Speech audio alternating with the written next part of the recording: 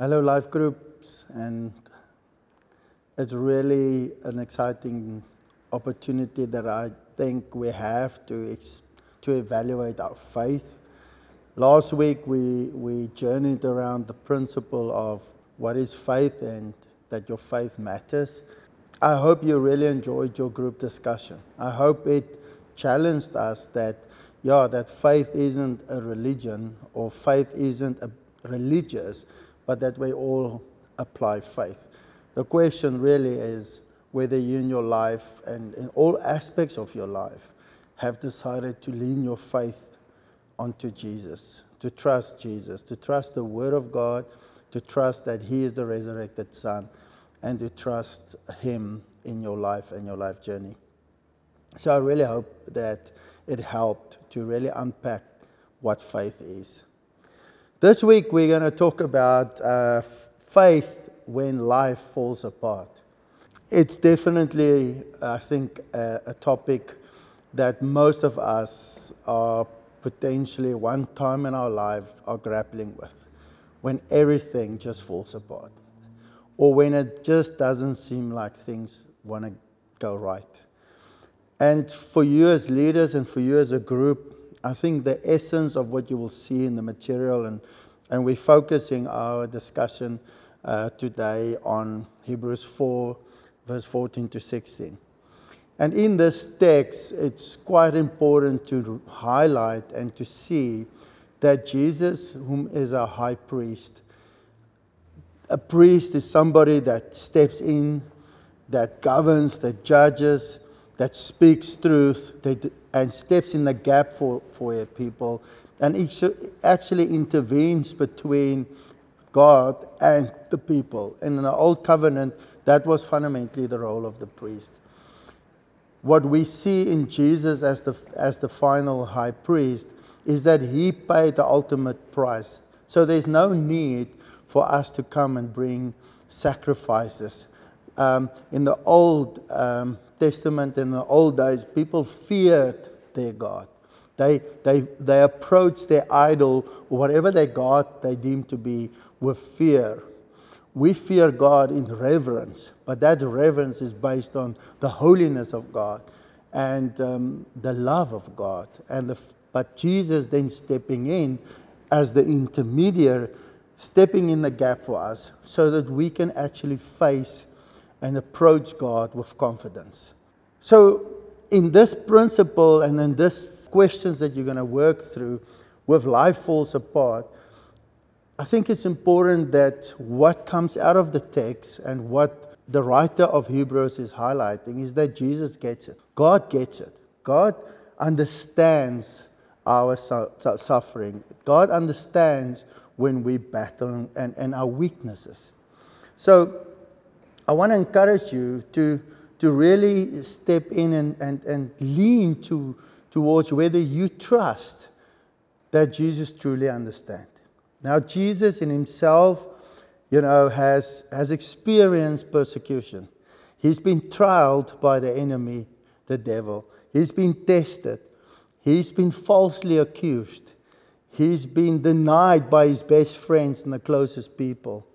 So, to what extent are you really understanding or embracing the fact that Jesus understands what you are going through? What I would encourage you as you work through the material and going through the questions is to really press into whether you believe that Jesus truly understands your weaknesses and your battles, your hardship.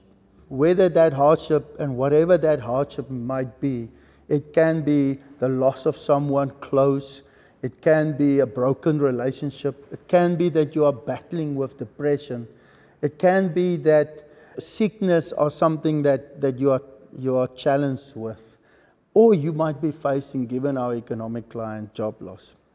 I want to encourage you with the following.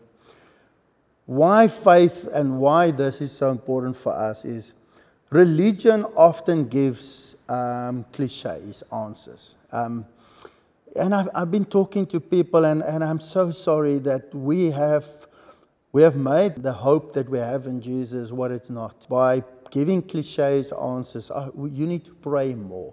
Or you're not praying correctly. Or I'll just pray for you.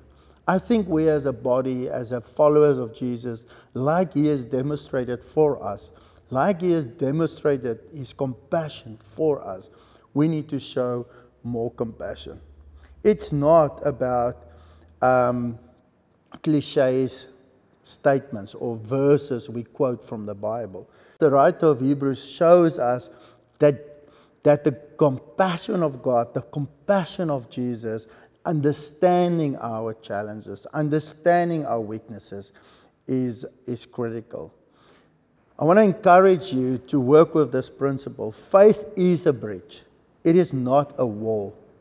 And for a lot of times, because we look at our as Jesus that has been so perfect, that had no sin, that we are to live there, and that we are setting standards, and then we measure.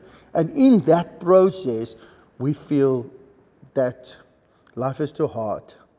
We're failing all the time. And that's exactly what the enemy and our human nature wants to bind us into, that we do not see ourselves adequate. But the reality of faith is that through Christ, through Jesus' gift, through his sacrifice, through him intervening for us as our high priest, we are able, we are empowered, we are capable to approach him with no shame, no guilt, because of what he has done. So, in this session, it's also about you evaluating your faith towards those things that you have put on, which Jesus actually paid the price for, and currently as high priest are stepping in the gap and is washing all of this away and cleaning your whole presence. So it's not about you fixing yourself.